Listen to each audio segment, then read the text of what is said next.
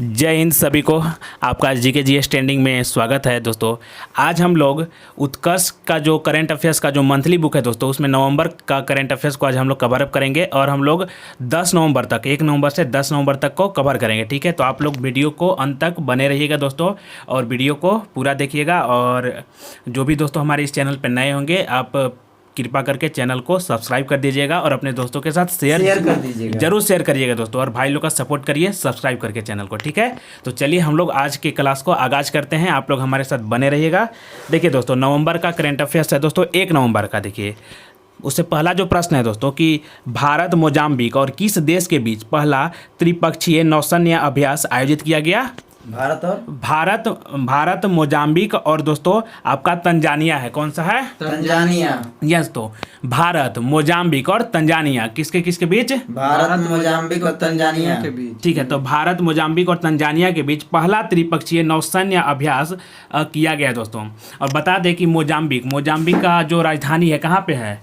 मपूतो। कहाँ पे है? मपूतो। ठीक है दोस्तों, मोजाम्बिक का मपूतो में है दोस्तों। और एक है तंजानिया की राजधानी तंजानिया के दो बेटा डोडोमा। जी हाँ, तो तंजानिया की राजधानी है डोडोमा में। और जो तंजानिया है दोस्तों और ये आपका कौन सा है? मोजाम्बिक। ये दोनों देश अफ्रीकी देश हैं दोस्तों। कैसे देश हैं? अफ्रीकी देश हैं। मतलब कि अफ्रीका कंटिनेंट के देश हैं दोस्तों, अफ्रीका महाद्वीप के देश हैं। ठीक है, तो आपको याद हो गया दोस्तों कि भारत मोजाम्बिक और तंजानिया के बीच त्रिपक्षीय नौसैन्य अभ्यास शुरू हुआ। और ये अभ्यास दोस्तों हिंद महासागर क्षेत्र में समुद्री सुरक्षा और समुद्री पड़ोसियों के साथ सहयोग बढ़ाने के लिए किया गया है। चलिए दोस्तों, प्रश्न नंबर 2 कि 29 अक्टूबर से 2 नवंबर 2022 तक कहां पर उद्भव इंटरनेशनल डांस फेस्टिवल का आयोजन किया गया? तो ग्वालियर मध्य प्रदेश में। कहां पे? ग्वालियर मध्य प्रदेश में। जी हाँ दोस्तों, ग्वालियर मध्य प्रदेश में दोस्तों उद्भव इंटरनेशनल डांस फेस्टिवल का आयोजन किया गया। कहाँ पे किया गया? उद्भव इंटरनेशनल ग्वालियर मध्य प्रदेश में। ठीक है दोस्तों, ग्वालियर मध्य प्रदेश में। चलिए प्रश्न नंबर 3 देखिए।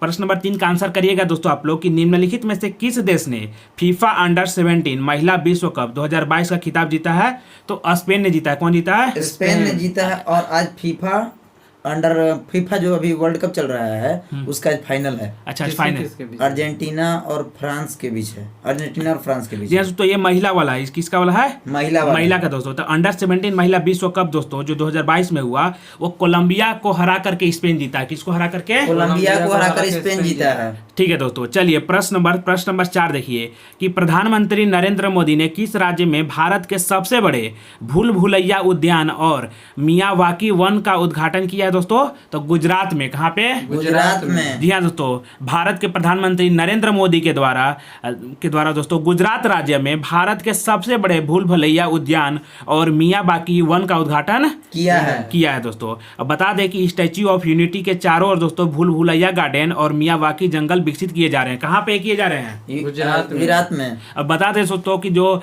आपका स्टैच्यू ऑफ यूनिटी है दोस्तों, ठीक है, वो किसके द्वारा डिजाइन किया गया था? राम सुतार। किसके द्वारा? राम सुतार। अब बताइए कि जो स्टैच्यू ऑफ यूनिटी है दोस्तों उसका लंबाई मतलब ऊंचाई कितना है उसका? 182 मीटर। 182 मीटर। कितना? 182 मीटर। तो जी हाँ दोस्तों, तो याद रखिएगा दोस्तों कि जो भूल भुलैया उद्यान है और मियावाकी जो वन है दोस्तों, वो स्टैच्यू ऑफ यूनिटी के चारों ओर विकसित किया जा रहा है। कहाँ किया जा रहा है? Statue of unity Sardar Vallabh भाई पटेल। ठीक है दोस्तों, चलिए प्रश्न नंबर 5 की चर्चा में रही माछू नदी किस राज्य से संबंधित है? माछू नदी दोस्तों आपका गुजरात राज्य में है, जहां पर कि आप लोग अभी सुने होंगे कि मोरबी ब्रिज ध्वस्त हो गया है। जी हाँ, तो मोरबी ब्रिज दोस्तों उसी के ऊपर था, माछू नदी के ऊपर, जहां पर कि मोरबी ब्रिज दोस्तों गिर गया। तो 30 अक्टूबर 2022 को गुजरात के मोरबी शहर में केबल पुल के गिरने से हुए हादसे में 100 से अधिक लोगों की मौत हो गई थी। और माछू नदी पर बना 1.25 मीटर चौड़ा और 233 मीटर लंबा यह पुल 1877 में ब्रिटिश औपनिवेशिक शासन के दौरान बनाया गया था दोस्तों। ठीक है, तो बताइए कि माछू नदी कहाँ पे है? गुजरात में। ठीक है, और मोरबी हादसा कहाँ पे हुआ? जो मोरबी गुजरात में दोस्तों। चलिए प्रश्न नंबर 6 की तरफ हम लोग बढ़ते हैं। भारत में फुटबॉल फॉर स्कूल पहल किसके सहयोग से लॉन्च किया गया है? किसके से? फीफा। जी हाँ दोस्तों, फीफा का मतलब क्या होता है? Federation of international football association. ठीक है दोस्तों, तो federation of international football association FIFA का फुल फॉर्म होता है दोस्तों। ठीक है, तो वही बोल रहा है कि भारत में फुटबॉल फॉर स्कूल पहल किसके द्वारा लॉन्च किया गया है? फीफा के द्वारा लॉन्च किया गया दोस्तों। ठीक है। तो देखिएगा आपका प्रश्न नंबर 7 कि 1 जनवरी 2023 को लूला डी सिल्वा किस देश के 39वें राष्ट्रपति बनेंगे? लूला डी सिल्वा के ने ब्राजील के। ब्राजील के, जी हाँ दोस्तों, कहाँ के? ब्राजील। ब्राजील। और बताइए कि ब्राजील की कौन सा महाद्वीप का देश है? दक्षिण अमेरिका। और ब्राजील का राजधानी कहाँ पे है? ब्राजील की ब्रासिलिया। ब्रासिलिया, जी हाँ दोस्तों, ब्राजील की राजधानी ब्रासिलिया में है, ठीक है। तो ये दक्षिण अमेरिका का एक कंट्री है दोस्तों, कंट्री है, ठीक है। अब सुनिएगा दोस्तों, तो जो लूला डी जो सिल्वा है दोस्तों, वे ब्राजील के 39वें राष्ट्रपति बनेंगे। प्रश्न नंबर 8 देखिए कि 31 अक्टूबर से 1 नवंबर 2022 तक गोवा समुद्री संगठन यानी कि गोवा मैरीटाइम, ठीक है, संगोष्ठी जो है दोस्तों का कौन सा संस्करण आयोजित किया गया है? चौथा, जी हाँ दोस्तों। तो 31 अक्टूबर से 1 नवंबर 2022 तक गोवा समुद्री संगोष्ठी का दोस्तों चौथा संस्करण, ठीक है, एडिशन इसका आयोजित किया गया। कौन सा संस्करण है ये? चौथा संस्करण। ठीक है दोस्तों, चलिए देखिएगा प्रश्न नंबर 9 कि 1 नवंबर 2022 को भारतीय रिजर्व बैंक ने यानी आरबीआई ने डिजिटल रूपी की शुरुआत की गई है, ठीक है। इसके लिए कितने बैंक की पहचान की गई है? 9 बैंकों की पहचान की गई है। जी हाँ, तो 9 बैंकों की इसमें पहचान की गई है। प्रश्न नंबर 10 देखिए कि 31 अक्टूबर 2022 को किस कोर्ट ने 2 फिंगर टेस्ट पर रोक लगा दी है? बताइए कौन से कोर्ट ने? तो सुप्रीम कोर्ट ने। कौन कोर्ट है? Supreme court. जी हाँ दोस्तों, सुप्रीम कोर्ट के द्वारा 2 फिंगर टेस्ट, कौन सा टेस्ट है? 2 फिंगर टेस्ट। नहीं, 2 फिंगर टेस्ट ही नाम है इसका। कौन सा 2 फिंगर टेस्ट? कौन सा टेस्ट है? 2 फिंगर टेस्ट। जी हाँ दोस्तों, तो सुप्रीम कोर्ट ने 2 फिंगर टेस्ट पर रोक लगा दी है। किस टेस्ट पर? 2 फिंगर टेस्ट पर रोक लगा दिया है। ठीक है दोस्तों, तो एक बार इसको पढ़ लेते हैं दोस्तों। देखिए कि इस टेस्ट के आधार पर रेप की पुष्टि होने या न होने का कोई वैज्ञानिक प्रमाण नहीं है और यह महिलाओं को फिर से पीड़ित करता है, अतः 2 फिंगर टेस्ट नहीं किया जाना चाहिए। इस पर कौन रोक लगाया है? सुप्रीम कोर्ट दोस्तों। चलिए अब 2 नवंबर से संबंधित प्रश्नों को देखेंगे कि जल सप्ताह इंडिया वाटर वीक 2022 का आयोजन किया गया। कब से कब किया गया? 1 नवंबर से 5 नवंबर तक। जी हाँ दोस्तों, 1 नवंबर से 5 नवंबर तक, ठीक है, जल सप्ताह इंडिया वाटर वीक 2022 का आयोजन किया गया। कब से कब किया गया? 1 नवंबर से 5 नवंबर तक। ठीक है दोस्तों। प्रश्न नंबर 2 देखिए कि चर्चा में रहा मानगढ़ धाम किस राज्य में स्थित है? मानगढ़ धाम राजस्थान में स्थित है। कहाँ पे? राजस्थान में। जी हाँ, तो जो मानगढ़ धाम है दोस्तों राजस्थान में स्थित है। तो 1 नवंबर 2022 को प्रधानमंत्री नरेंद्र मोदी राजस्थान के बांसवाड़ा जिले में मानगढ़ धाम की गौरव गाथा कार्यक्रम में शामिल हुए हैं और इस कार्यक्रम का आयोजन संस्कृति मंत्रालय के द्वारा किया गया। किसके द्वारा? संस्कृति मंत्रालय के द्वारा। चलिए दोस्तों बता दें कि भारत का 53वां टाइगर रिजर्व कौन सा है? 53वां, ये ऑप्शन दीजिए तो बता देते हैं। ऑप्शन देते हैं Ramgarh tiger reserve, Dudhwa tiger reserve, Pilibhit tiger reserve या फिर Ranipur tiger reserve. Ranipur tiger reserve कौन सा? Ranipur tiger reserve. और रामगढ़ विषधारी टाइगर रिजर्व कौन सा है? राजस्थान में 52वां है। 52वां, जी हाँ दोस्तों, राजस्थान में जो 52वां टाइगर रिजर्व है दोस्तों, 52वां सिर्फ राजस्थान में नहीं दोस्तों, जो 52वां टाइगर रिजर्व है वो राजस्थान का रामगढ़ विषधारी था। रामगढ़ विषधारी। और जो 53वां जो है दोस्तों रानीपुर है ना? Ranipur tiger reserve. और कहाँ पे है ये? उत्तर प्रदेश में। कहाँ पे? यूपी में। अच्छा ठीक है दोस्तों, तो 31 अक्टूबर 2022 को केंद्रीय पर्यावरण मंत्री जो है भूपेंद्र यादव ने बताया कि उत्तर प्रदेश में स्थित रानीपुर टाइगर रिजर्व भारत का कौन सा टाइगर रिजर्व बन गया? 53वां टाइगर रिजर्व बन गया दोस्तों। और उत्तर प्रदेश में यह रिजर्व चित्रकूट जिले के रानीपुर में स्थित है। कौन सा जिला में? चित्रकूट रानीपुर जिला में। ठीक है दोस्तों। और बता दें कि दुधवा टाइगर रिजर्व कहाँ पे है? दुधवा उत्तर प्रदेश में। कहाँ पे? उत्तर प्रदेश में। पीलीभीत टाइगर रिजर्व उत्तर प्रदेश में दोस्तों। चलिए ठीक है। और सत्यमंगलम टाइगर रिजर्व तमिलनाडु। और बता दें दोस्तों कि 2021 में ना 2021 का दोस्तों T+2 अवार्ड मिला है सत्यमंगलम टाइगर रिजर्व को। और 2020 में पता नहीं पीलीभीत टाइगर रिजर्व को। किसको? पीलीभीत टाइगर रिजर्व को दोस्तों। और जो कि उत्तर प्रदेश में है। और T×2 यानी T जो 2 टाइगर रिजर्व, मतलब ये जो पुरस्कार दिया जाता है दोस्तों, ये उस टाइगर रिजर्व को दिया जाता है जो कि टाइगर की संख्या को दुगना करता है। T×2 माने टाइगर की संख्या को दुगना करना। ठीक है दोस्तों, चलिए आगे बढ़ते हैं हम लोग। देखिए आगे बढ़ते हैं हम लोग देखेंगे दोस्तों प्रश्न नंबर 4 कि भारत के स्टील मैन कहे जाने वाले जमशेद जे ईरानी का निधन हो गया। जमशेद जे ईरानी का, ठीक है। उन्हें किस वर्ष पद्म भूषण से सम्मानित किया गया था? वर्ष 2007 में। कब किया गया? 2007 में। जी हाँ, तो भारत के स्टील मैन कहे जाने वाले जमशेद जे ईरानी का निधन हो गया। उन्हें 2007 में पद्म भूषण से सम्मानित किया गया। किस सम्मान से? पद्म भूषण से सम्मानित किया गया। ठीक है दोस्तों, तो 31 अक्टूबर 2022 को टाटा स्टील के पूर्व प्रबंधक निदेशक और भारत के स्टील मैन कहे जाने वाले जमशेद जे ईरानी का जमशेदपुर में 85 वर्ष की उम्र में निधन हो गया। वह 43 वर्ष की विरासत को पीछे छोड़ते हुए जून 2011 में टाटा स्टील के बोर्ड से सेवानिवृत्त हुए थे और उन्हें वर्ष 2007 में पद्म भूषण से सम्मानित किया गया था। चलिए प्रश्न नंबर 5 देखिए कि प्रतिवर्ष भारतीय भाषा दिवस कब मनाया जाता है? 11 दिसंबर को। कब? 11 दिसंबर को। जी हाँ दोस्तों, 11 दिसंबर को। ठीक है, तो प्रतिवर्ष भारतीय भाषा दिवस 11 दिसंबर को मनाया जाता है और विश्वविद्यालय अनुदान आयोग ने सभी उच्च शिक्षण संस्थानों को 11 दिसंबर को भारतीय भाषा दिवस मनाने का निर्देश दिया है। यह दिन भाषा उद्भव और सीखने के लिए एक सहायक माहौल बनाने का दिन है। 11 दिसंबर यानी कि दिन आधुनिक तमिल कविताओं के अग्रणी कवि सुब्रमण्यम भारती की जयंती का प्रतीक माना जाता है। मतलब उनका प्रतीक है, मैंने उस दिन जन्म लिए थे। चलिए प्रश्न नंबर 6 की तरफ हम लोग बढ़ते हैं दोस्तों। 6 में है कि उत्तर भारत के पहले हाइपर स्केल डेटा सेंटर, ठीक है, योटा D1 का लोकार्पण कहाँ पर किया गया है? बताइए। ग्रेटर नोएडा में। कहाँ पे? ग्रेटर नोएडा में। जी हाँ दोस्तों, उत्तर प्रदेश के पहले hyper scale data center Yotta D1, क्या नाम है इसका? Yotta D1। इसका जो लोकार्पण है दोस्तों ग्रेटर नोएडा में किया गया। कहाँ पे? ग्रेटर नोएडा में किया गया। ठीक है दोस्तों, चलिए प्रश्न नंबर 7 देखिए कि भारत का पहला एक्वा पार्क किस राज्य में स्थापित होगा? अरुणाचल प्रदेश में। कहाँ पर? अरुणाचल प्रदेश में। जी हाँ दोस्तों, भारत का जो पहला एक्वा पार्क है दोस्तों, भारत का पहला एक्वा पार्क जो है दोस्तों अरुणाचल प्रदेश में स्थापित किया जाएगा। किस राज्य में? अरुणाचल प्रदेश में। चलिए दोस्तों प्रश्न नंबर 8 देखिए कि बीसीसीआई ने पुरुष और महिला क्रिकेटरों के लिए समान मैच फीस का भुगतान करने की घोषणा की है। इसके तहत टेस्ट मैच के लिए कितनी फीस होगी? 15 लाख। कितना? 15 लाख। जी हाँ दोस्तों, एक टेस्ट का 15 लाख चार्ज रहेगा। हाँ ठीक है दोस्तों, तो बीसीसीआई ने पुरुष और महिला क्रिकेटरों के लिए समान मैच फीस का भुगतान करने की घोषणा की है। इसके तहत टेस्ट मैच के लिए 15 लाख फीस होगा। कितना फीस होगा? 15 लाख। पूरा टीम के बीच 15 लाख नहीं, जो खेलेगा ना, एक खिलाड़ी का 15 लाख रुपया रहे। एक खिलाड़ी का 15 लाख रहेगा। हाँ, एक खिलाड़ी का 15 लाख रुपया दोस्तों। मतलब कोई एक खिलाड़ी अगर एक मैच खेलता है, एक टेस्ट, तो उसको 15 लाख सैलरी मिलेगा।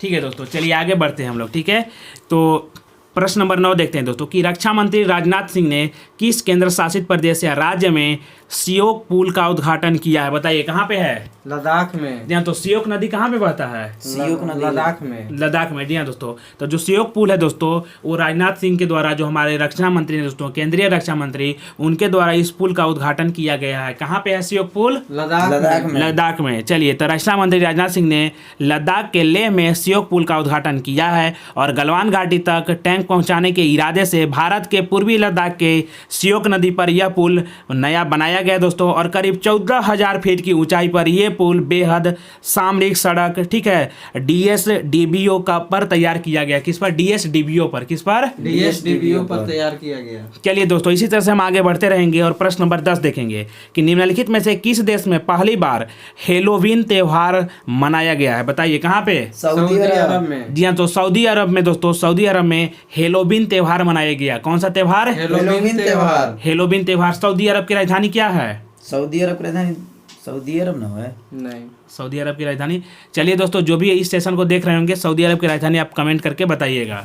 ठीक है, चलिए, तो सऊदी अरब, जिसे कि विश्व का सेंटर ऑफ इस्लाम भी कहा जाता है, उसमें पहली बार दोस्तों हेलोवीन त्यौहार मनाया गया और इस त्यौहार में लोग डरावनी वेशभूषा में सजे धजे मौज मस्ती करते हैं।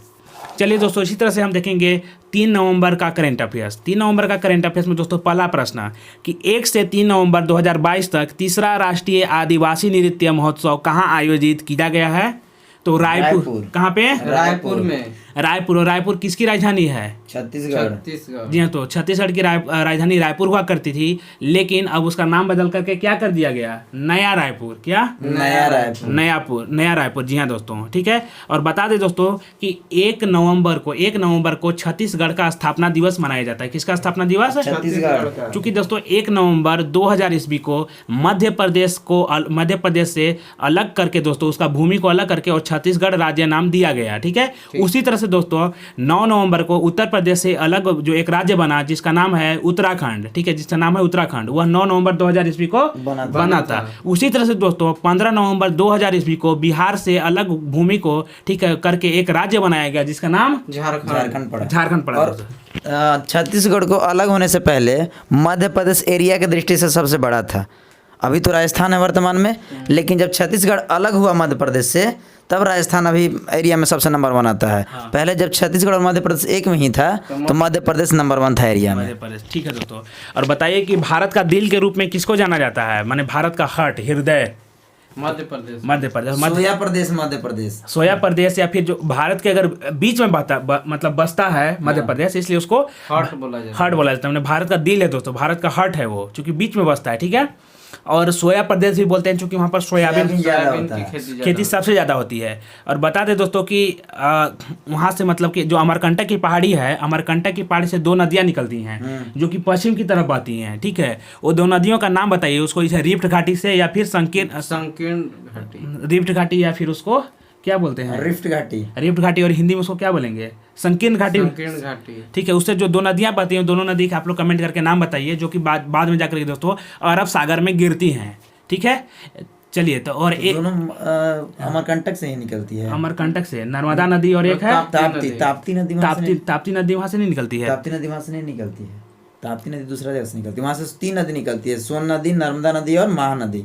अमरकंटक के पहाड़ी, अमरकंटक की पहाड़ी से। तो एक और कौन सी नदी निकलती है? ताप्ती नदी पता नहीं, ताप्ती नदी, महानदी पता नहीं। अच्छा दोस्तों, चलिए, ताप्ती नदी अगर आप लोगों को पता होगा तो आप लोग कमेंट करके बताइएगा, ठीक है।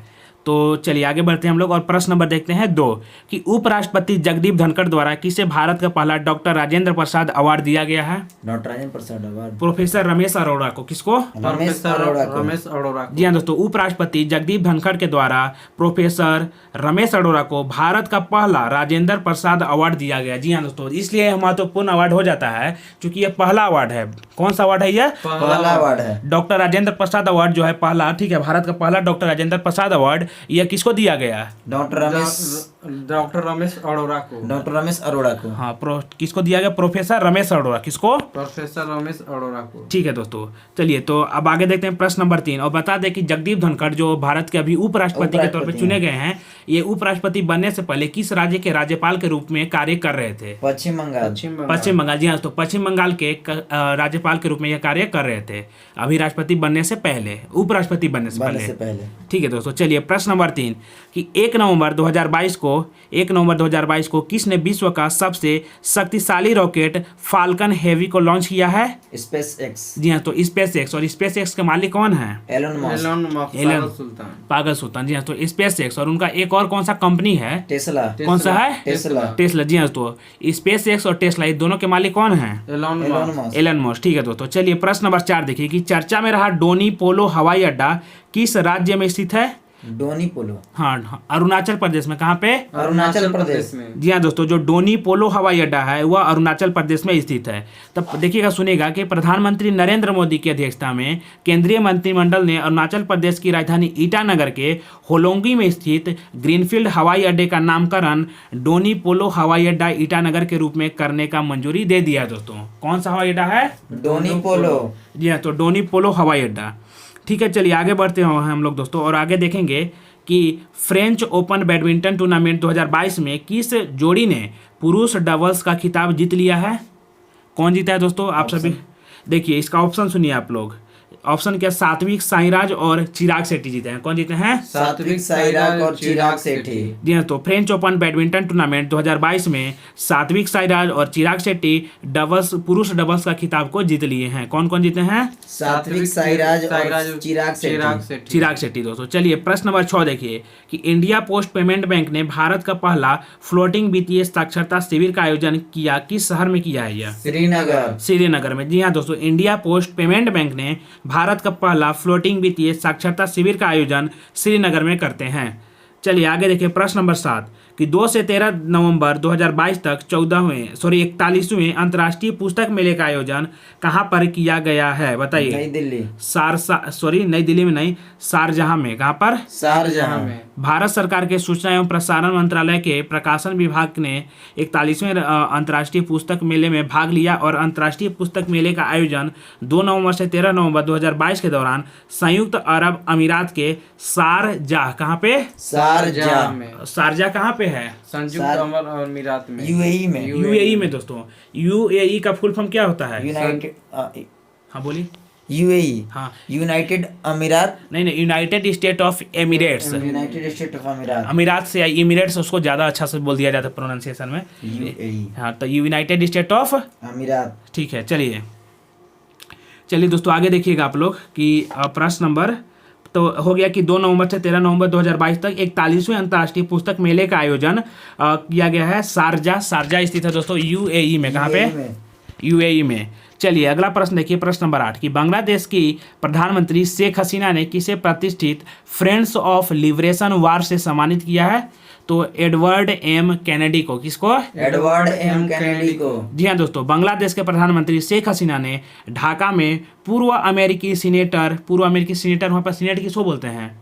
सीनेट। जी हाँ दोस्तों, वहाँ का जो राज्य, जिसके हम लोग में राज्यसभा होता है दोस्तों, उच्च सदन, ठीक है, वहाँ पर सीनेट होता है। कौन होता है वहाँ पर? सीनेट होता है दोस्तों, ठीक है। तो बांग्लादेश की प्रधानमंत्री शेख हसीना ने ढाका में पूर्व अमेरिकी सीनेटर एडवर्ड एम कैनेडी को मरणोपरांत, यानी मरने के बाद दोस्तों, मरणोपरांत प्रतिष्ठित फ्रेंड्स ऑफ लिबरेशन वार सम्मान से सम्मानित किया है और यह सम्मान उनके बेटे एडवर्ड एम टेड कैनेडी, जी हाँ, तो Edward M Ted Kennedy junior को सौंपा गया है, ठीक है। तो समझ गए दोस्तों कि वे एक सीनेटर थे। कौन थे? Edward M Kennedy. तो उनके बेटा जो हैं उनको यह सौंपा गया है, चूंकि यह मरणोपरांत अवार्ड दिया गया है, मरने के बाद दिया गया, ठीक है दोस्तों। तो बांग्लादेश के प्रधानमंत्री शेख हसीना ने फ्रेंड्स ऑफ लिबरेशन अवार्ड किसको दिया? एडवर्ड एम कैनेडी को।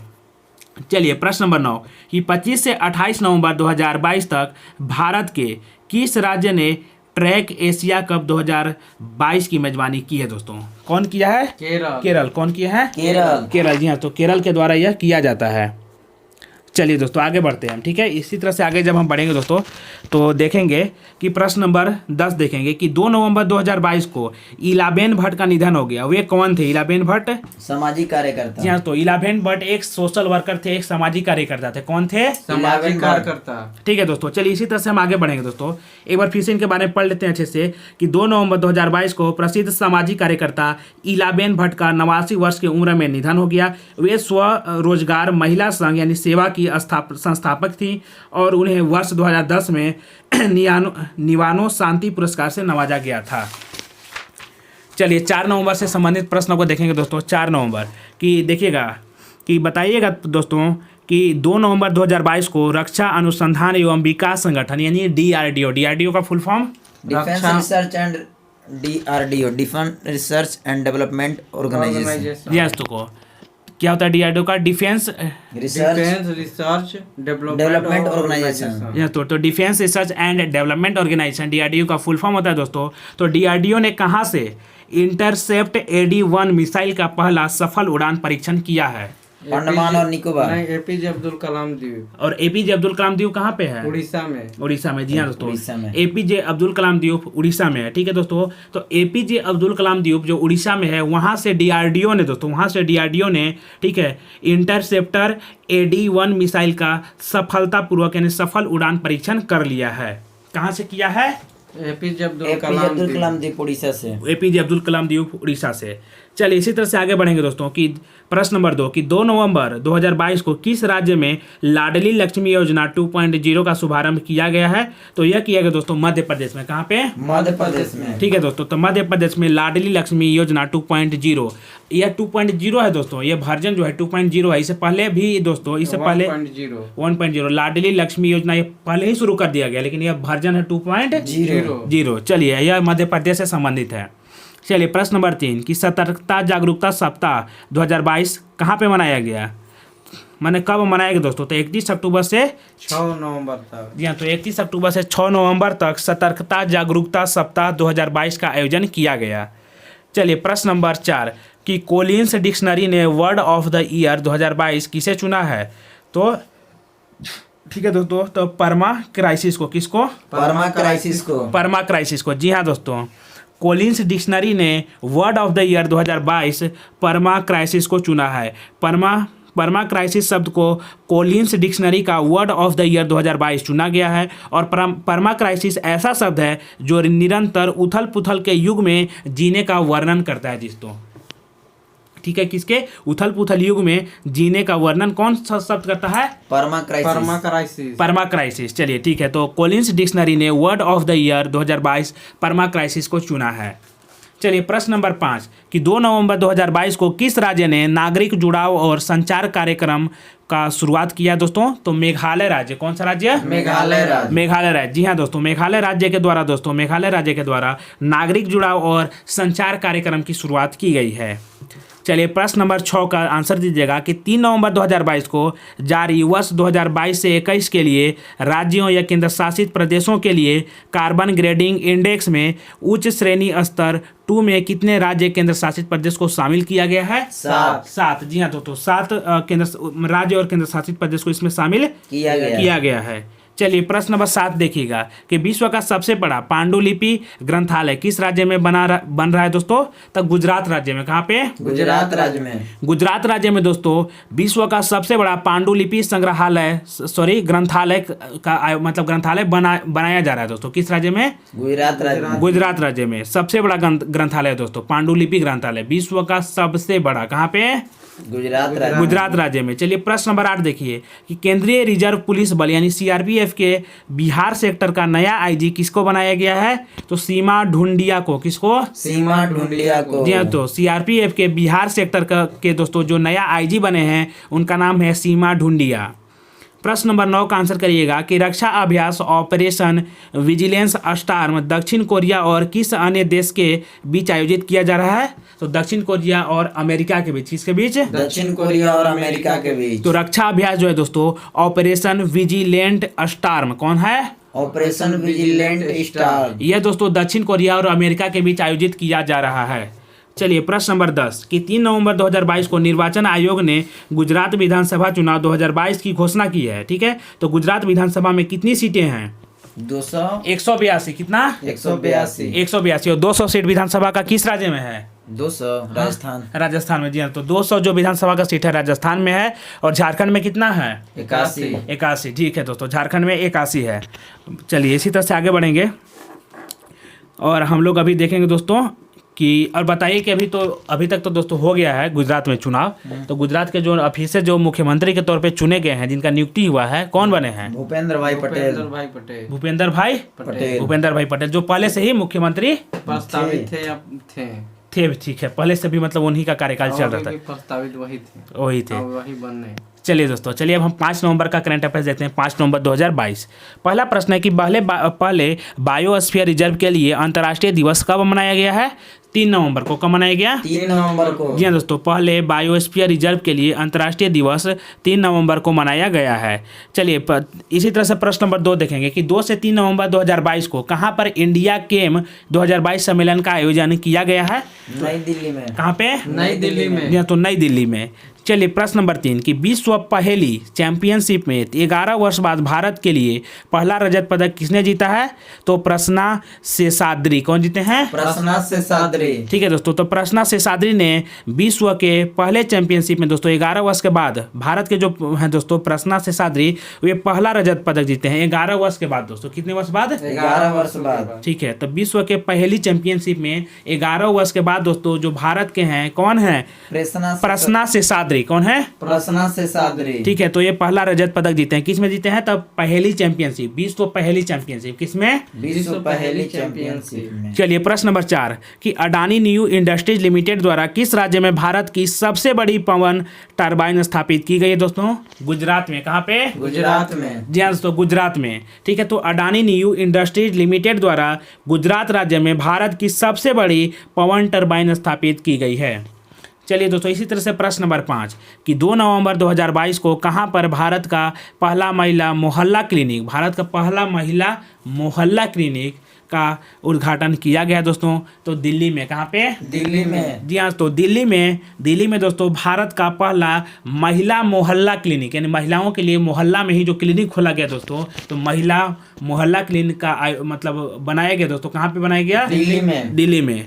चलिए प्रश्न नंबर 6 कि स्वतंत्र भारत के पहले मतदाता का दर्जा हासिल निम्नलिखित में से किस व्यक्ति ने अपने घर से पहली बार बैलेट पेपर से मतदान किया है? श्याम शरण नेगी। श्याम शरण नेगी। जी हाँ, तो श्याम शरण नेगी। तो स्वतंत्र भारत के दोस्तों पहले मतदाता का दर्जा हासिल दोस्तों मिला है दोस्तों श्याम शरण नेगी को। ठीक है, कौन है? श्याम शरण नेगी। ऐसे व्यक्ति हैं दोस्तों जो अपने घर से पहली बार बैलेट पेपर से मतदान किए हैं दोस्तों। चलिए, और ये सबसे बुजुर्ग, सबसे ज्यादा बार मैंने सबसे पहला वोट यही दिए थे। सबसे पहला वोट यही दिए थे। ये दिए तो जी हाँ दोस्तों, तो स्वतंत्र भारत के पहले मतदाता श्याम शरण नेगी ने हिमाचल प्रदेश के कल्पा में अपने घर से पहली बार बैलेट पेपर से 14वीं विधानसभा के लिए मतदान किया है। और प्रधानमंत्री नरेंद्र मोदी ने भी देश के सबसे उम्रदराज मतदाता नेगी की प्रशंसा की है। और 34वीं बार दोस्तों, हाँ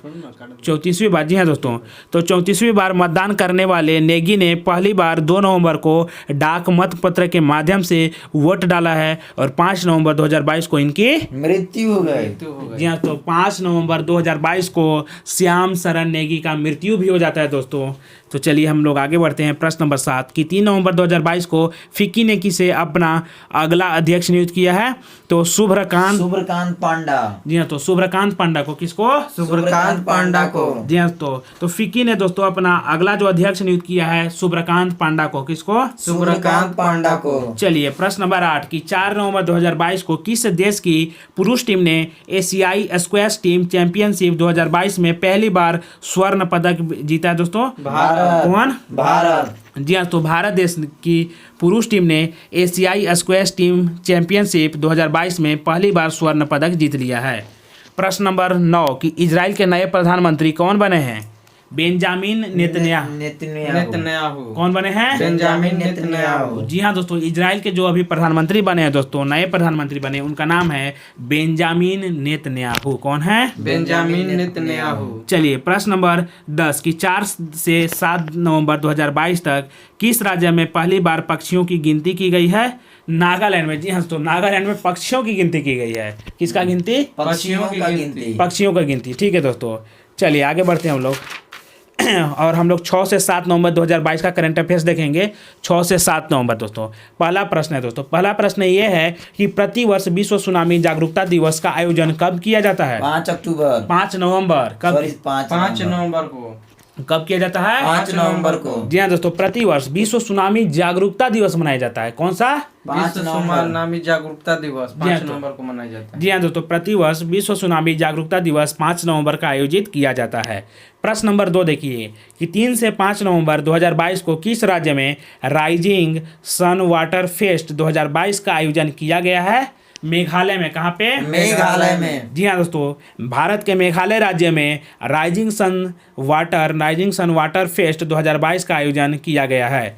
चलिए प्रश्न नंबर 3 कि 5 नवंबर 2022 को किसे अंतर्राष्ट्रीय हॉकी महासंघ के अध्यक्ष के रूप में चुना गया है? तो मोहम्मद तैयब इकराम को। किसको? मोहम्मद तैयब इकराम को। जी हाँ दोस्तों, हॉकी महासंघ यानी अंतर्राष्ट्रीय हॉकी महासंघ के जो नए अध्यक्ष बने हैं उनका नाम है मोहम्मद तैयब इकराम को। चलिए प्रश्न नंबर 4 कि 5 नवंबर 2022 को किसने पहली बार सैयद मुस्तफ़ा अली ट्रॉफी जीती है दोस्तों? तो ये मुंबई ने जीत लिया। कौन जीता है? मुंबई। जी हाँ, तो 5 नवंबर 2022 को पहली बार सैयद मुस्तफ़ा अली ट्रॉफी को मुंबई ने जीत लिया है। प्रश्न नंबर 5 कि 11 से 15 नवंबर 2022 तक 26वां मालाबार युद्धाभ्यास 2022 किस देश में आयोजित किया गया है? टोक्यो। जापान। टोक्यो में। कहाँ पे? टोक्यो जापान में। जी हाँ दोस्तों, तो 11 से 15 नवंबर 2022 तक 26वां मालाबार युद्धाभ्यास 2022 का आयोजन जापान के टोक्यो में किया गया है। ठीक है, चलिए जापान में किया गया है। ठीक है, प्रश्न नंबर देखिए, प्रश्न नंबर 6 कि वर्ष 2022 के लिए किसे एजुथाचन पुरस्कार से सम्मानित किया गया है? तो ये सम्मानित किया गया दोस्तों सेतु माधवन को। किसको? सेतु माधवन को। जी हाँ, तो सेतु माधवन को। तो वर्ष 2022 के लिए दोस्तों, वर्ष 2022 के लिए ये जूथा चंद पुरस्कार जो मिला है दोस्तों, ये मिला किसको है? सेतु माधवन को। किसको? सेतु माधवन को। सेतु माधवन को ये जूथा चंद पुरस्कार से सम्मानित किया गया है। कौन सा पुरस्कार? पुरस्कार। एजूथाचंद। कौन सा? एजूथाचंद। एजूथाचंद पुरस्कार से कि सेतु माधवन को सम्मानित किया गया है। चलिए प्रश्न नंबर 7 कि 4 से 6 नवंबर 2022 तक urban mobility India conference and expo का 15वां संस्करण कहाँ पे आयोजित किया गया? कोची में। कहाँ पर? कोची में। कोची में। जी हाँ दोस्तों, 4 से 6 नवंबर 2022 तक urban mobility India conference and expo का 15वां संस्करण कोची में आयोजित किया गया। प्रश्न नंबर 8 कि निम्नलिखित में से किस देश में विश्व की सबसे लंबी यात्री ट्रेन होने का रिकॉर्ड बना है दोस्तों? स्विट्जरलैंड। स्विट्जरलैंड में। जी हाँ दोस्तों, स्विट्जरलैंड में। मतलब कि जो दोस्तों स्विट्जरलैंड जैसा वो विश्व की सबसे लंबी यात्री ट्रेन, याद रखिएगा दोस्तों, मालगाड़ी नहीं बोल रहा है, यात्री ट्रेन बोल रहा है, ये ध्यान रखना है, ठीक है। तो कहाँ पे है? स्विट्जरलैंड। स्विट्जरलैंड में यह रिकॉर्ड बना दिया दोस्तों, सबसे लंबी यात्री ट्रेन बना करके। चलिए प्रश्न नंबर 9 कि चर्चा में रहा रिसैट 2 यानी RIS-82, ठीक है, का उपग्रह किस देश से संबंधित है? यह भारत। भारत से। किससे? That is Bharat. ठीक है दोस्तों, तो रिसैट 2 जो है दोस्तों उपग्रह, यह भारत से संबंधित है। प्रश्न नंबर 10 कि किस वर्ष 2023 में 8 से 10 जनवरी के मध्य प्रदेश के इंदौर में आयोजित होने वाले 17वें प्रवासी भारतीय दिवस सम्मेलन में किस देश के राष्ट्रपति मुख्य अतिथि होंगे दोस्तों? गुयाना। कहाँ के? गुयाना के। ठीक है, पानी कहाँ भैया? ठीक है दोस्तों, तो गुयाना के। आगे कर लो।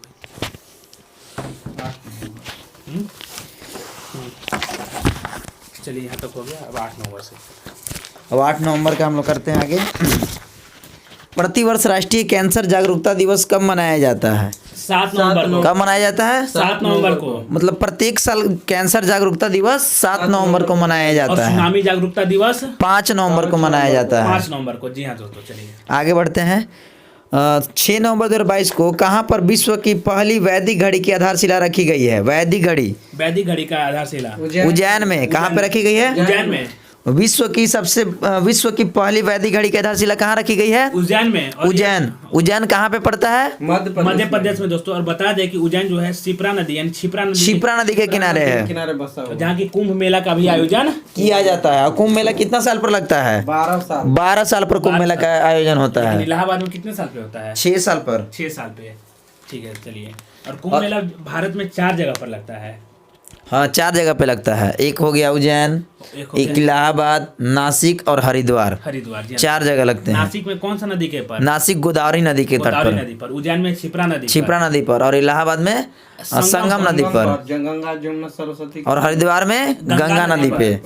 और उज्जैन में क्या चीज का मंदिर है? उज्जैन में महाकाल का मंदिर है। महाकालेश्वर मंदिर।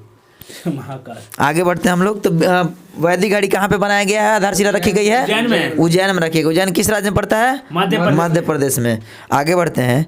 चर्चा में रहा 103वां संविधान संशोधन किससे संबंधित है? EWS से है। किससे संबंधित है? क्या संविधान संशोधन है? 103वां संविधान संशोधन है। चर्चा में क्यों रहा इसके बारे में हम लोग बताते हैं। 7 नवंबर 2022 को सुप्रीम कोर्ट ने सामान्य वर्ग के आर्थिक रूप से कमजोर लोगों के लिए 10% आरक्षण के प्रावधान को बरकरार रखा है। इस पर भी सुप्रीम कोर्ट में केस चल रही थी कि 50% ज़्यादा रिजर्वेशन नहीं होना चाहिए। तो ये 50% से ज़्यादा मैंने बढ़ाकर कुल रिजर्वेशन में 50% रहना चाहिए था, और इसको बढ़ाकर 60% कर दिया गया था। तो ये सुप्रीम कोर्ट में एक वो था, सुप्रीम कोर्ट के ऊपर केस हो गया था कि क्यों 50% ज़्यादा क्यों हुआ। तो सुप्रीम कोर्ट के 3 जज, इसमें 5 जजों की बैठक हुई थी, उसमें से 3 जज पक्ष में रहे कि नहीं EWS बरकरार रहना चाहिए। और यहाँ तक कि चीफ जस्टिस जो थे UU ललित, वो इसके विपक्ष में थे कि EWS 10% नहीं रहना चाहिए। लेकिन 3 जज उसके पक्ष में थे, तो ये नियम बरकरार रहा। बताइए दोस्तों, आप लोगों को क्या मत है इस EWS पर दोस्तों, कि EWS का जो है दोस्तों यह रहना चाहिए कि नहीं रहना चाहिए? एक बार आप लोग भी कमेंट करके बताइएगा जो भी वीडियो देख रहे होंगे। तो चर्चा में 103वां संविधान संशोधन किससे है? EWS से है। 5 जजों की बेंच में से 3 जजों ने संविधान के 103वें संविधान संशोधन अधिनियम 2019 को सही माना और 2 न्यायाधीशों ने इस पर असहमति जताई। असहमति जताई। 3 जज पक्ष में थे और 2 जज विपक्ष में थे। तभी ये उसके बाद भी ये क्या रहा, बरकरार रहा। आगे हम लोग बढ़ते हैं। 7 से 9 नवंबर 2022 तक कहाँ वर्ल्ड ट्रैवल मार्केट 2022 का आयोजन किया गया है? तो ये किया गया लंदन में। कहाँ किया गया है? लंदन में। ट्रैवल मार्केट 2022 का आयोजन कहाँ किया गया है? लंदन में। लंदन किस नदी के किनारे है? टेम्स नदी के किनारे। किस नदी के किनारे है? टेम्स नदी के किनारे। टेम्स नदी के किनारे है। और लंदन सबसे रहने योग्य सबसे अच्छा जगह है। लंदन विश्व में सबसे रहने योग्य जगह लंदन है। मतलब कि वियना है ऑस्ट्रिया की राजधानी। नहीं, लंदन है। एक बार सर्च मार लीजिएगा, इससे लंदन है। लिविलिटी इंडेक्स में शायद वियना है। वियना है। वियना। पता नहीं, लंदन हम कहीं पे पढ़े थे। अरे तो बहुत इंडेक्स के अनुसार होगा। बहुत, हाँ इंडेक्स इंडेक्स अनुसार सब चेंज होते रहता है हमेशा। तो वर्ल्ड ट्रैवल मार्केट 2022 का आयोजन कहाँ किया गया? लंदन में किया गया। आगे हम लोग बढ़ते हैं। राष्ट्रीय स्मारक प्राधिकरण का अध्यक्ष किसे नियुक्त किया गया है? ये राजीव कुमार को। ये किशोर कुमार वासा को नियुक्त किया गया। किसे? किशोर कुमार वासा को। किसे नियुक्त किया गया है? किशोर कुमार वासा को। किशोर कुमार वासा को राष्ट्रीय स्मारक प्राधिकरण का अध्यक्ष नियुक्त किया गया है। ये स्मारक प्राधिकरण का अध्यक्ष किशोर कुमार वासा को नियुक्त किया गया है। इनका कार्यकाल 3 वर्ष का होगा। कितना वर्ष का होगा? 3 वर्ष का होगा। और फिर से बताइए, राष्ट्रीय स्मारक प्राधिकरण का अध्यक्ष किसे नियुक्त किया गया है? किशोर कुमार वासा को। किशोर कुमार वासा को। और एसएससी जो अभी एग्जाम हम लोग कंडक्ट देते हैं, उसका एसएससी का अध्यक्ष कौन है? एसएससी का भी अध्यक्ष जगदीश कोई सोनी है। एस किशोर है। अच्छा, एस किशोर है। हाँ, एसएससी का अध्यक्ष कौन है? एस किशोर है। सीबीएसई के निधि छिबर। सीबीएसई का निधि छिबर। या यूपीएससी का ये है मनोज सोनी। आगे हम लोग बढ़ते हैं। फ्रांसीसी सरकार द्वारा सेवेलियर पुरस्कार से किसे सम्मानित किया गया है? सेवेलियर पुरस्कार, तो ये अरुणा साईराम को सम्मानित किया गया है। किसे सम्मानित किया गया है? अरुणा साईराम को फ्रांसीसी सरकार द्वारा सेवेलियर पुरस्कार से सम्मानित किया गया है। किस सरकार के द्वारा दिया गया है? फ्रांस सरकार का। और पेरिस बता सकते हैं किस नदी किनारे है? सीन नदी के किनारे। फ्रांस की राजधानी पेरिस है। और पेरिस में किसका मुख्यालय है? पेरिस में देखिए यूनेस्को का मुख्यालय है। पेरिस में यूनेस्को का मुख्यालय है। और यूनिसेफ का न्यूयॉर्क में है। यूनिसेफ का न्यूयॉर्क में है। ठीक है। तो फ्रांसीसी सरकार द्वारा ये भी ना कौन सा पुलिस है? कि इंटरनेशनल पुलिस होता है ना। हाँ, इंटरनेशनल फिल्म आईपी कौन है? इंटरपोल का मुख्यालय वियना में है। वियना में है। हाँ। अच्छा। फ्रांसीसी सरकार द्वारा सेवेलियर पुरस्कार से किसे सम्मानित किया गया है? अरुणा साईराम को। किसे सम्मानित किया गया? अरुणा साईराम को। क्या मिला है उनको? अब फ्रांसीसी के जो सर्वोच्च पुरस्कार है, फ्रांस का जो सर्वोच्च पुरस्कार है, फ्रांसीसी सरकार द्वारा सेवेलियर पुरस्कार सम्मानित किया गया है। मतलब वहाँ के सर्वोच्च पुरस्कार है सेवेलियर। सर्वश्रेष्ठ पुरस्कार नहीं, इसमें लिखा हुआ है कि सर्वोच्च पुरस्कार है। एक बार पूरा पढ़िए। कर्नाटक की गायिका, संगीतकार, सहयोगी, मानवतावादी एवं वक्ता अरुणा साईराम को फ्रांस सरकार के सर्वोच्च सम्मान सेवेलियर डी आर्ट्स 8 डेज पुरस्कार से सम्मानित किया गया है। किसको सम्मानित किया गया है? अरुणा साईराम को सेवेलियर पुरस्कार। कलाकार है। हाँ, गायिका है, कर्नाटक गायिका है, संगीतकार है, सहयोगी है। हाँ, मतलब कि ये सर के द्वारा इस बुक में यही लिखा गया कि यह फ्रांस का सर्वोच्च सम्मान है। ऐसे तो लीजन कुछ बोला जाता है। लीजन द ऑनर जो कि लता मंगेशकर को भी मिला हुआ था। लता मंगेशकर को मिला है। और लता मंगेशकर को भारत रत्न कब मिला था? 2001 में मिला था। 2001 में। और लेकिन संगीत के क्षेत्र में पहला जो पुरस्कार मिला था, संगीत के क्षेत्र में भारत रत्न जो पहला मिला था, एस सुब्बालक्ष्मी को मिला था। सुब्बालक्ष्मी को। और कब मिला गया था? 1999 में। 1999 की 1999 में एस सुब्बालक्ष्मी को संगीत के क्षेत्र में। लेकिन पहला मिला था एस सुब्बालक्ष्मी को, लता मंगेशकर को। और लता मंगेशकर पुरस्कार किसको दिया गया है इस वर्ष? मोदी सरकार को पहली बार लता मंगेशकर पुरस्कार पहली बार ही दिया गया। पहला बार ही मैंने इसका शुभारंभ किया गया है। और पहला ही किसको दिया गया है? नरेंद्र मोदी को दिया गया है। आगे हम लोग बढ़ते हैं। एशियाई महाद्वीपीय शतरंज टूर्नामेंट 2022 में महिला वर्ग का खिताब किसने जीता है? तो ये पीवी नंदीदिया। हाँ, पीवी नंदीदिया जीत ली है। ये कौन जीता है? पीवी नंदीदिया, जो कि क्या जीती है? एशियाई महाद्वीपीय शतरंज टूर्नामेंट 2022 महिला वर्ग का खिताब जीती है। कौन जीता है? पीवी नंदीदिया। पीवी हम जिस समय पढ़े थे इसको उस टाइम से इसका नाम हम याद करने का प्रयास करें, लेकिन बार बार थोड़ा थोड़ा। हाँ। लेकिन अब पीवी हमको याद है तो हम मार देंगे। पीवी नंद धिया धीधा, धीधा, नंद धीधा। पीवी नंद धीधा एक महिला है। एक महिला है जो कि एशियाई महाद्वीपीय शतरंज टूर्नामेंट 2022 जीत लिए हैं। भारतीय ग्रैंड मास्टर आर प्रज्ञानंद और पीवी नंदिदा ने आप प्रज्ञानंद ये पुरुष वर्ग में जीते हैं। पुरुष वर्ग में जीते हैं और पीवी नंदिदा महिला वर्ग में महाद्वीपीय शतरंज टूर्नामेंट 2022 में क्रमशः पुरुष और महिला वर्ग का खिताब जीत लिए हैं। और शतरंज से बता सकते हैं विश्वनाथ आनंद का संबंध किस खेल से है? शतरंज से है। शतरंज से। और उनको सबसे पहले कौन सा पुरस्कार सम्मानित किया? राजीव गांधी पुरस्कार मिला था। राजीव गांधी पुरस्कार सबसे पहले बदल गया है, मेजर ध्यानचंद। मेजर ध्यानचंद हो गया है। 2021 में इसका नाम मोदी साहब चेंज कर दिए।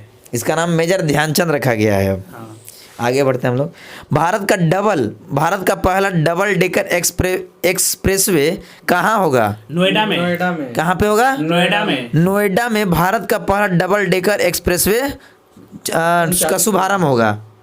नोएडा ग्रेटर नोएडा एक्सप्रेसवे पर 2000 करोड़ रुपए की लागत से एक नया एलिवेटेड एक्सप्रेसवे बनाए जाने की तैयारी है। यह भारत का पहला डबल डेकर एक्सप्रेसवे होगा। आगे बढ़ते हैं हम लोग। एक वर्ष में 1000 T20 अंतर्राष्ट्रीय रन बनाने वाले पहले भारतीय खिलाड़ी कौन बने हैं? सूर्य कुमार यादव। सूर्य कुमार यादव। सूर्य कुमार यादव किस क्रिकेट टीम से खेलते हैं? भारतीय क्रिकेट टीम के खिलाड़ी हैं जिन्होंने सबसे ज्यादा मैंने T20 अंतर्राष्ट्रीय क्रिकेट में एक साल में 1000 रन मार दिए हैं। एक कैलेंडर वर्ष में, ऐसा नहीं कि हमेशा मारते हैं, एक कैलेंडर वर्ष में दोस्तों। एक वर्ष में 1000 रन मार दिए हैं। T20 अंतर्राष्ट्रीय में एक वर्ष में 1000 रन बनाने वाले पहले भारतीय खिलाड़ी कौन बने हैं? सूर्य कुमार यादव। सूर्य कुमार यादव। आगे बढ़ते हैं हम लोग। विश्व में नवंबर 2022 में रॉयल ऑस्ट्रेलियाई नेवी और भारतीय नौसेना ने कहां पर समुद्री भागीदारी अभ्यास किया है? ये बंगाल की खाड़ी में हुआ है। कहां किया है? बंगाल की खाड़ी में। और बंगाल की खाड़ी में कौन कौन सी नदियां गिरती है? बंगाल की खाड़ी में कृष्णा नदी गिरती है, गोदावरी नदी गिरती है, गंगा नदी गिरती है। गंगा नदी मतलब कि गंगा नदी और जो ब्रह्मपुत्र नदी, ये दोनों। कौन सी नदी नहीं गिरती आप बताइए? ताप्ती नदी और नर्मदा ये दोनों नदी कहाँ पे गिरती है? अरब सागर में गिरती है। और यही दोनों नदी और नदियों के अपेक्षा विपरीत दिशा में बहती है, पश्चिम दिशा में बहती है। एस्चुरी का निर्माण करती है। ये क्या चीज का निर्माण करती है? एस्चुरी का नदी। और कहाँ पे गिरती है? बंगाल की खाड़ी नहीं सॉरी अरब सागर में गिरती है। जो बंगाल की खाड़ी नदियां गिरती हैं वे डेल्टा का निर्माण करती है। और सबसे बड़ा डेल्टा कौन सा है? सुंदरवन डेल्टा। कौन कौन सी नदियां मिलकर बनाती है? सुंदरवन का ब्रह्मपुत्र और गंगा। और गंगा और ब्रह्मपुत्र के संयुक्त मिलन को क्या कहते हैं? मेघना कहते हैं। और बता दे कि गंगा नदी को बांग्लादेश में किस नाम से जाना जाता है? पद्मा के नाम से जाना जाता है। क्या चीज क्या बोल रहे थे? हाँ, यही बोल रहे थे हम भी कि गंगा को बांग्लादेश में पद्मा के नाम से जानते हैं और ब्रह्मपुत्र को जमुना कहा जाता है। जो कि हम लोग से क्वेश्चन पूछा था कि ब्रह्मपुत्र को बांग्लादेश में किस नाम से जाना जाता था। एक बार यह प्रश्न नहीं पूछा गया एग्जाम में, बहुत बार पूछा गया। अभी हमसे ऐसे सीजीएल में पूछा गया कि बंगाल का शोक किस नदी को कहा जाता है? बंगाल का शोक इसको दामोदर नदी को बंगाल का शोक कहा जाता है। दामोदर नदी का उत्थान कहाँ से होता है? दामोदर नदी ये झारखंड से, छोटा नागपुर के पठार से। हाँ, माने वही बोल सकते हैं, छोटा नागपुर का पठार है। तो नवंबर 2022 में रॉयल ऑस्ट्रेलियाई नेवी और भागीदारी नौसेना ने कहां पर समुद्री भागीदारी अभ्यास किया है? बंगाल की खाड़ी में किया है। कहां पे किया है? बंगाल की खाड़ी में। बंगाल की खाड़ी में किया है। आगे बढ़ते हैं हम लोग। 9 नवंबर 2022 प्रतिवर्ष विश्व रेडियोग्राफी दिवस कब मनाया जाता है? प्रतिवर्ष रेडियोग्राफी विश्व रेडियोग्राफी दिवस 8 नवंबर को मनाया जाता है। कब मनाया जाता है? 8 नवंबर को। और बताइए विश्व मधुमेह दिवस कब मनाया जाता है? मधुमेह दिवस, हाँ, यह मनाया जाता है 14 नवंबर को। कब मनाया जाता है? 14 नवंबर को। 14 नवंबर को विश्व मधुमेह दिवस मनाया जाता है। अब विश्व शौचालय दिवस कब मनाया जाता है? 19 नवंबर को। और 19 नवंबर को और क्या मनाया जाता है? पुरुष दिवस मनाया जाता है। शौचालय दिवस और पुरुष दिवस 19 नवंबर को मनाया जाता है। आप बता सकते हैं पहला नोबेल पुरस्कार का शुरुआत कब हुआ है? हाँ, 1901 में। और भारत का पहला व्यक्ति का नाम बताइए जिसको नोबेल पुरस्कार मिला हो? वेंकट हैं? रविन्द्रनाथ टैगोर को क्या मिला था? उनको साहित्य के क्षेत्र में 1913 में, साहित्य के क्षेत्र में 1913 में पहला नोबेल पुरस्कार मिला था। साहित्य के क्षेत्र में मिला था ना कि भारत के पहले भी है वो। साहित्य के क्षेत्र में भारत के पहले ही उनको मिला है। साहित्य के क्षेत्र में। अच्छा, हाँ, ठीक है। तो विश्व रेडियोग्राफी दिवस कब मनाया जाता है? 8 नवंबर को। 8 नवंबर को मनाया जाता है। गीतांजलि के लिए मिला था। गीतांजलि के लिए उनको मिला था साहित्य के क्षेत्र में 1913 में। आगे बढ़ते हैं हम लोग। 7 नवंबर 2022 को किसने बैट्स एप्लीकेशन को लॉन्च किया है? तो बेट ऑप्शन दीजिए। प्रसार भारती, डीआरडीओ, भारती, किसको कौन लॉन्च किया है? प्रसार भारती। प्रसार भारती। इसमें डीआरडीओ भी दिया है, इसरो भी दिया है, सीएसआईआर भी दिया है। हाँ। तो इसरो का फुल फॉर्म बताइए। Indian space research organisation. इसका स्थापना कब हुआ था? 15 नवंबर 1969, 15 अगस्त 1969 को। और इसका हेडक्वार्टर कहाँ है? बेंगलुरु में। सीएसआईआर का स्थापना कब हुआ था? सीएसआईआर का स्थापना 14 में हुआ है, 1942 में हुआ था। सॉरी 1942 में। इसका सीएसआर भारत में हुआ 2014 में। हाँ 2014 में। सीएसआईआर का कब हुआ था? 1942 में। और इसके हेड कौन होते हैं? इसके हेड खुद प्रधानमंत्री होते हैं। अच्छा, हाँ, खुद प्रधानमंत्री। आगे बढ़ते हैं हम लोग। उत्तर प्रदेश सरकार ने किस वर्ष तक मथुरा वृंदावन को शुद्ध शून्य कार्बन उत्सर्जन पर्यटन स्थल बनाए जाने की घोषणा की है? 2041 तक। कब किया है? 2041 तक। 2041 तक उत्तर प्रदेश सरकार ने, और ये पहला होगा। पहला, हाँ। उत्तर प्रदेश सरकार ने 2041 तक मथुरा वृंदावन को शून्य और शुद्ध कार्बन उत्सर्जन पर्यटन स्थल बनाने जाने की घोषणा किया है। और उत्तर प्रदेश का भी राज्यपाल कौन है? आनंदीबेन पटेल। आनंदीबेन पटेल। हम पिछले कुछ चैप्टर में पढ़े हैं कि वहाँ का सबसे 53वां जो टाइगर रिजर्व बना है उसका नाम क्या है? Raniganj tiger reserve. Ranipur tiger reserve. Raniganj बोला गया, Ranipur tiger reserve. Ranipur tiger reserve बना है जो कि उत्तर प्रदेश में पड़ता है। और उत्तर प्रदेश में कौन सा राष्ट्रीय उद्यान है? दुधवा है, पीलीभीत है। पीलीभीत है। आगे हम लोग बढ़ते हैं। तो शुद्ध शून्य कार्बन उत्सर्जन का लक्ष्य कब तक रखा गया है? 2041 तक। और मथुरा और वृंदावन को, मथुरा और वृंदावन को, हाँ। मथुरा और वृंदावन को 2041 तक शुद्ध शून्य कार्बन उत्सर्जन पर्यटन स्थल बनाने की घोषणा किया गया है। आगे बढ़ते हैं हम लोग। 7 नवंबर 2022 को किसे 22वें विधि आयोग का अध्यक्ष नियुक्त किया गया है? विधि आयोग का ऋतुराज अवस्थी। ऋतुराज अवस्थी को 22वें विधि अध्यक्ष के रूप में नियुक्त किया गया है। आगे बढ़ते हैं हम लोग। और ये इससे बनने से पहले कर्नाटक के उच्च न्यायालय के सेवानिवृत्त मुख्य न्यायाधीश हैं। कर्नाटक के उच्च न्यायालय में थे ये, और ये सेवानिवृत्त हो गए थे और मुख्य न्यायाधीश के पद पर नियुक्त थे। आप बता सकते हैं कि जो मानवाधिकार आयोग होता है उसके जो अध्यक्ष बनते हैं वो कौन बनते हैं? वे सभी रिटायर्ड जज होते हैं। सुप्रीम कोर्ट के रिटायर्ड जज होते हैं। हाँ, सुप्रीम कोर्ट के रिटायर्ड जज होते हैं। अभी वर्तमान में मानवाधिकार के अध्यक्ष कौन है? अरुण कुमार मिश्रा है। अभी कौन है? हाँ। अभी अरुण कुमार मिश्रा जो है मानवाधिकार के अध्यक्ष हैं। और सभी सुप्रीम कोर्ट के जो जज होते हैं वो रिटायर हो जाते हैं, उसके बाद वो मानवाधिकार आयोग के अध्यक्ष बनते हैं। रिटायर्ड जज होते हैं उन्हीं को इन सभी पदों पे नियुक्त किया जाता है। मानवाधिकार आयोग का स्थापना 1993 में हुआ था। आगे बढ़ते हैं हम लोग। अक्टूबर 2022 के लिए men's ICC player of the month किसे चुना गया है? मेंस अक्टूबर 2022 के लिए। हाँ। ऑप्शन है विराट कोहली, सिकंदर रजा, डेविड मिलर, सूर्य कुमार यादव। विराट कोहली को अक्टूबर मंथ के लिए men's ICC player of the month चुना गया है। अक्टूबर मंथ के लिए किसे चुना गया है? विराट कोहली को चुना गया है। आगे बढ़ते हैं हम लोग। पहले केरल ज्योति पुरस्कार के लिए कौन चुने गए हैं? केरल ज्योति पुरस्कार के लिए, हाँ तो ऑप्शन सुनिएगा। हाँ। कल्ला सला बाबू, हाँ। टीपी राजीवन, हाँ। बालमणि अम्मा, हाँ। एमटी वासुदेवन नायर।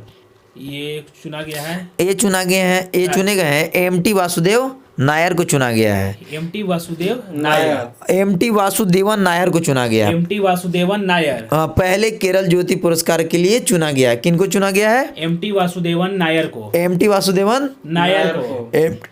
एमटी वासुदेवन नायर को। साइलेंट वैली कहाँ पे स्थित है? केरल में। और पेरियार बांध किस नदी पर है? इडुक्की परियोजना किस नदी पर है? पेरियार नदी पर है। और कहाँ पे है? केरल में है। सबरीमाला मंदिर भी केरल में है। ये तो फिर से बताइएगा, पहले केरल ज्योति पुरस्कार से किसे चुना गया है? एमटी वासुदेवन नायर को। आगे बढ़ते हैं हम लोग। 1 से 9 नवंबर 2022 तक किस राज्य में अंतर्राष्ट्रीय पुष्कर मेले 2022 का आयोजन किया गया है? राजस्थान। पुष्कर मेला राजस्थान में लगता है। और पुष्कर वहीं पे है। हाँ। पुष्कर राजस्थान में पड़ता है। हाँ। तो पुष्कर मेला कहाँ लगेगा? पुष्कर जो स्थान है वो राजस्थान में पड़ता है। पुष्कर मेला का आयोजन भी राजस्थान में ही होता है। और पुष्कर मेला का आयोजन राजस्थान के अजमेर जिला में होता है ना। पुष्कर अजमेर राजस्थान के अजमेर में पड़ता है पुष्कर। ठीक है। तो वहीं पे आयोजन होता हुआ पढ़ते हैं हम लोग। 1 से 9 नवंबर 2022 तक राजस्थान के अजमेर स्थित अजमेर में। हाँ, पुष्कर में और अंतर्राष्ट्रीय, अजमेर को जो है राजस्थान का हृदय बोला जाता है। अजमेर को राजस्थान का हृदय बोला और जाता जो है। 2.5 दिन का झोपड़ा है वो भी अजमेर में ही है। कौन बनाया था? यह बनाया था कुतुबुद्दीन ऐबक। कुतुबुद्दीन ऐबक बनाए थे। लेकिन बता दें कि यह जो है ना पहले जो है यह 2.5 दिन संस्कृत विद्यालय का था। संस्कृत विद्यालय के रूप में था, लेकिन इसको जबरदस्ती तोड़ फोड़ करके, ठीक है, 2.5 दिन का झोपड़ा बना दिया गया कुतुबुद्दीन ऐबक के द्वारा, जो कि अजमेर में है और अजमेर को राजस्थान का हृदय के रूप में जाना जाता है। और कुतुब मीनार का निर्माण किसने कराया था? इसका निर्माण कुतुब मीनार का जो नींव रखा था, आधारशिला रखा था, कुतुबुद्दीन ऐबक रखा था। लेकिन जो कुतुबुद्दीन ऐबक का जो दामाद हुआ इल्तुतमिश, उसके द्वारा इसके निर्माण कार्य को पूरा किया गया। और कुतुब मीनार के ऊपर 2 मंजिला बनाया गया है, उसको कौन बनाया था? उसको फिर फिरोज शाह तुगलक बनाया था। तुगलक बनाया था। और कुतुब मीनार के बगल में ही है मेहरौली का लौह स्तंभ, हाँ, मेहरौली का लौह स्तंभ। उसको कौन बनाया था? गयासुद्दीन तुगलक। गयासुद्दीन तुगलक ने चंद्रगुप्त मौर्य बनाया था, नहीं, चंद्रगुप्त द्वितीय बनाया था। अच्छा, चंद्रगुप्त द्वितीय। चंद्रगुप्त द्वितीय बनाया था और उसमें चंद्र लिखा हुआ है, और जो कि लोहा का बना हुआ है। यही साइंटिस्टों के लिए आश्चर्यजनक बात है कि लोहा का है और इसमें अभी तक जंग नहीं लगा है। तो इसमें अच्छा आखिर क्या उस लोहे में मिलावट था कि अभी तक इतना वर्षा आने पर भी उस लोहे में जंग नहीं लगा है? आश्चर्य की बात यह है उसमें। इसमें साइंटिस्ट लोग पता लगाया, लेकिन अभी तक पता नहीं लगा है। और उसमें चंद्र लिखा हुआ है मेहरौली का लौह स्तंभ में। हम मेहरौली का देखे उसको। आगे बढ़ते हैं हम लोग। रक्षा अनुसंधान एवं विकास संगठन DRDO ने भारतीय नौसेना के सोनार सिस्टम के लिए प्रशिक्षण और मूल्यांकन की कौन सी सुविधा शुरू की है? तो ये स्पेस शुरू की है। कौन शुरू की है? स्पेस। तो रक्षा अनुसंधान एवं विकास संगठन ने भारतीय नौसेना के सोनार सिस्टम के लिए प्रशिक्षण और मूल्यांकन की कौन सी सुविधा शुरू की है? स्पेस सुविधा शुरू की है। आगे बढ़ते हैं हम लोग। 12 नवंबर 2022 को आसियान भारत स्मारक शिखर सम्मेलन में भारत का नेतृत्व किसने किया है? जगदीप धनखड़ ने किया है। कौन किया है? जगदीप धनखड़ ने आसियान भारत स्मारक शिखर सम्मेलन में भारत का नेतृत्व किया है। और आसियान में कितने देश शामिल हैं? 10 देश। और इसका हेडक्वार्टर कहाँ है? इसका हेडक्वार्टर बांग्लादेश। नहीं, बांग्लादेश, इंडोनेशिया के जकार्ता में इसका हेडक्वार्टर है। आसियान का मुख्यालय कहाँ है? आसियान का मुख्यालय जकार्ता में है। आसियान का फुल फॉर्म बता सकते हैं? हाँ, बताइए। आसियान का ना association of south east, ASEAN association of south east Asian country. हाँ, association of south east Asian country, जो कि आसियान का फुल फॉर्म है। इसमें कितने देश शामिल हैं? 10 देश शामिल हैं। और आसियान भारत स्मारक शिखर सम्मेलन में भारत का नेतृत्व किसने किया? जगदीप धनखड़ ने किया। कौन किया? जगदीप धनखड़। जगदीप धनखड़ भारत के वर्तमान में क्या चीज पद पे हैं? उपराष्ट्रपति पे हैं। और उपराष्ट्रपति जो कि राज्यसभा का क्या होता है?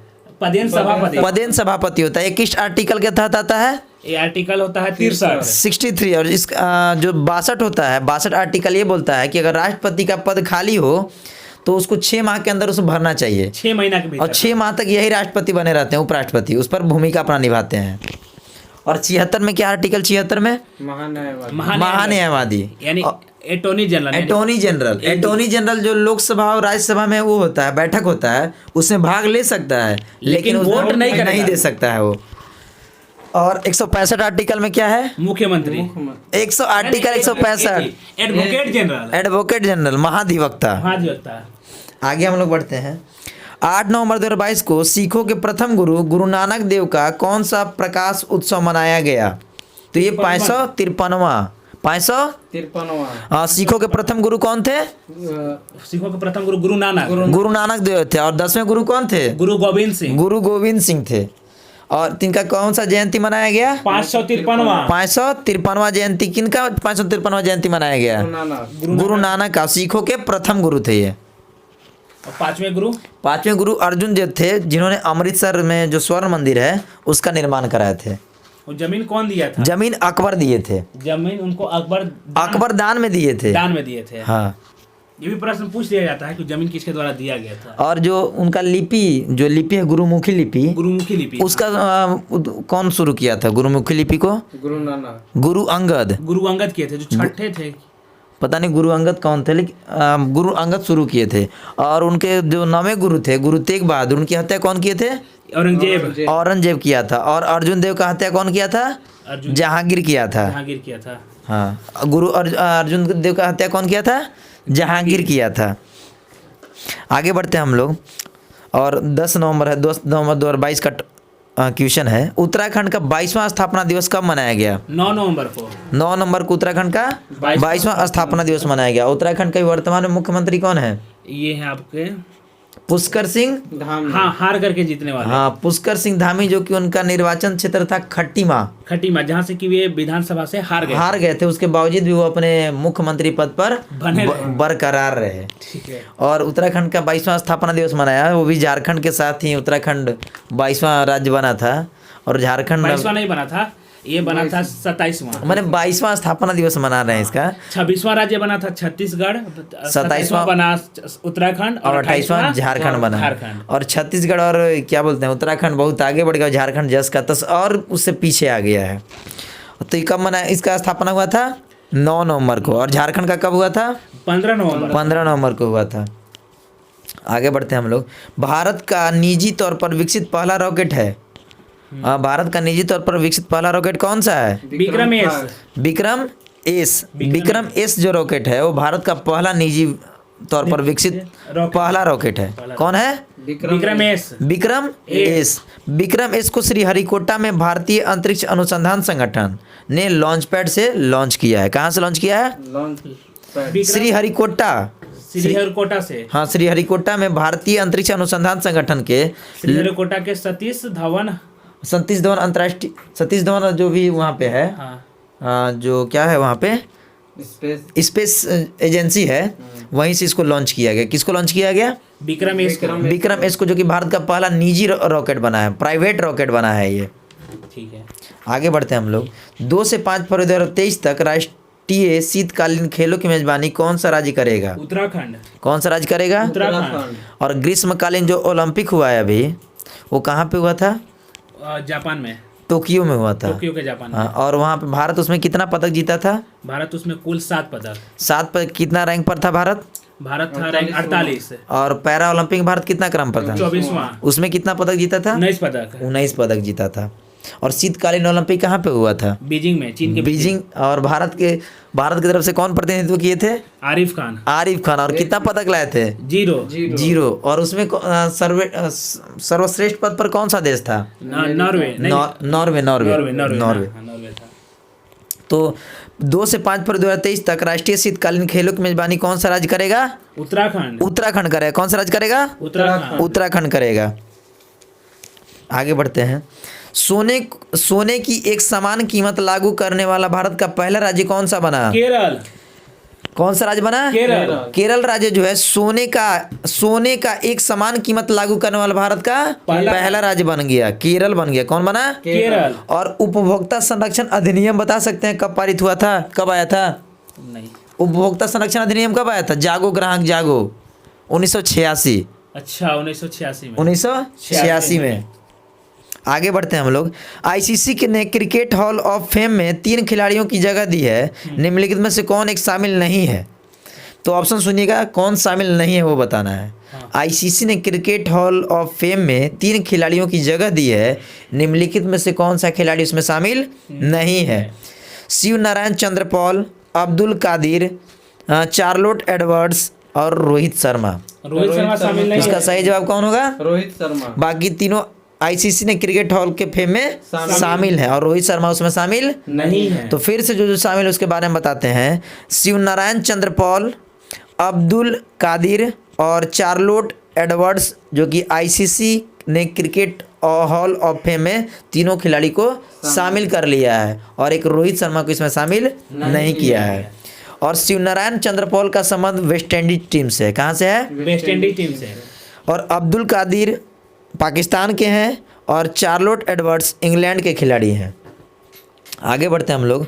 मौरा हेली किस देश के इतिहास में पहली लेस्बियन गवर्नर चुनी गई है? ये है अमेरिका की। कहाँ की है? अमेरिका की मौरा हेली, जो कि इतिहास में पहली बार लेस्बियन गवर्नर चुनी गई है। लेस्बियन गवर्नर कौन चुनी गई है? मौरा हेली। कौन चुनी गई है? और कहाँ की चुनी गई है? अमेरिका की चुनी गई है। आगे बढ़ते हैं हम लोग। 21 से 30 नवंबर 2022 तक किस राज्य में संगाई महोत्सव मनाया गया है? संगाई। हाँ, संगाई महोत्सव कहाँ मनाया गया है? चीन में। किस राज्य में पूछा गया किस है? राज्य में? हाँ, किस राज्य में? संघाई महोत्सव, ऑप्शन दीजिए। ऑप्शन है असम, मिजोरम, मणिपुर, सिक्किम। ये मणिपुर में। कहाँ मनाया गया है? मणिपुर में। मणिपुर में कौन सा त्योहार मनाया गया है? संघाई महोत्सव। संघाई महोत्सव मनाया है। क्या मनाया गया है? संघाई महोत्सव। और बता सकते हैं थांगटा जो कि कराटा है, थांगटा थांगटा, मार्शल आर्ट है। हाँ थांगटा मार्शल आर्ट, वो किस राज्य का है? मणिपुर नहीं, नागालैंड का है। थांगटा थांगटा, मणिपुर का, मणिपुर हाँ का। थांगटा कहाँ का है? मणिपुर का। और कलीपट्टम कलीपट्टम केरल का ही है। नहीं, तमिलनाडु, नहीं केरल का है। केरल का है। कलीपट्टनम केरल का है। केरल का जो मार्शल आर्ट है, कौन सा है? कलीपट्टनम। कलीपट्टनम। हाँ कलीपट्टनम। और हेली कहाँ मनाया जाता है? हेली तो लद्दाख में ना। हेली लद्दाख में। हाँ हेली लद्दाख में मनाया जाता है। और संघाई महोत्सव का आयोजन कहाँ किया गया है? मणिपुर। मणिपुर में। आगे बढ़ते हैं हम लोग। निम्नलिखित में से कौन बेली के एसफोर्ड मेडल से सम्मानित होने वाले पहले भारतीय वैज्ञानिक बने हैं? तो ये बने डॉक्टर सुभाष बाबू। कौन बने हैं? डॉक्टर सुभाष बाबू। डॉक्टर सुभाष बाबू जो हैं बेली के एसफोर्ड मेडल से सम्मानित होने वाले पहले भारतीय वैज्ञानिक बने हैं। कौन बने हैं? सुभाष बाबू। डॉक्टर सुभाष बाबू। डॉक्टर सुभाष बाबू। एसफोर्ड मेडल से सम्मानित होने वाले पहले भारतीय वैज्ञानिक बने हैं सुभाष बाबू। यस। आगे बढ़ते हैं हम लोग। मैंग्रोव अलायंस फॉर क्लाइमेट की शुरुआत की गई है। कौन सा देश अब तक इसमें शामिल नहीं है? ये नल्ला पाकिस्तान। नल्ला पाकिस्तान। नल्ला पाकिस्तान किसमें शामिल है? FATF, FATF में। Financial action task force. और उसके टी राजा कुमार भी अध्यक्ष है। और उसका ब्लैक लिस्ट पता है कौन सा देश को कर दिया गया है? म्यांमार को ब्लैक लिस्ट कर दिया गया है। और FATF में इसको ग्रे लिस्ट में शामिल कर दिया गया पाकिस्तान को। तो पाकिस्तान को किस में शामिल नहीं किया गया है? मैंग्रोव अलायंस फॉर क्लाइमेट की शुरुआत की गई है जिसमें पाकिस्तान देश को शामिल नहीं किया गया है। जो जो देश को शामिल किया उसके बारे में बताते हैं। इसमें भारत को शामिल किया गया है, ऑस्ट्रेलिया को शामिल किया गया है और जापान को शामिल किया गया है। और इसमें पाकिस्तान को शामिल नहीं किया गया। इसमें स्पेन और श्रीलंका को भी शामिल किया गया। स्पेन और श्रीलंका को। इसमें 5 देश शामिल हैं। कौन कौन? भारत, ऑस्ट्रेलिया, जापान, स्पेन और श्रीलंका भी इस गठबंधन में शामिल हैं। पाकिस्तान इसमें शामिल नहीं है। और आज का लास्ट क्वेश्चन है, इस तरह आगे नहीं है, नहीं आगे नहीं है, बस आज का लास्ट क्वेश्चन है। केंद्रीय गृह मंत्रालय ने कितनी भाषाओं पर mother tongue survey of India report तैयार की है? ये 576 भाषा। कितने भाषा पर? 576 भाषा। 576 भाषा पर। आप बता सकते हैं किस आर्टिकल में हमारा भाषा का उल्लेख है? 343। 343। और 343 आर्टिकल में भाषा का उल्लेख है। मतलब राजकीय भाषा। राजकीय भाषा 343 में 343 आर्टिकल में इसका प्रावधान किया गया है। तो केंद्रीय गृह मंत्रालय ने कितनी भाषाओं पर mother tongue survey of India report तैयार किया है? 576 भाषाओं पर। केंद्रीय गृह मंत्रालय ने mother tongue survey of India को पूरा किया है जिसके तहत देश की 576 भाषाओं की फील्ड वीडियोग्राफी की गई है।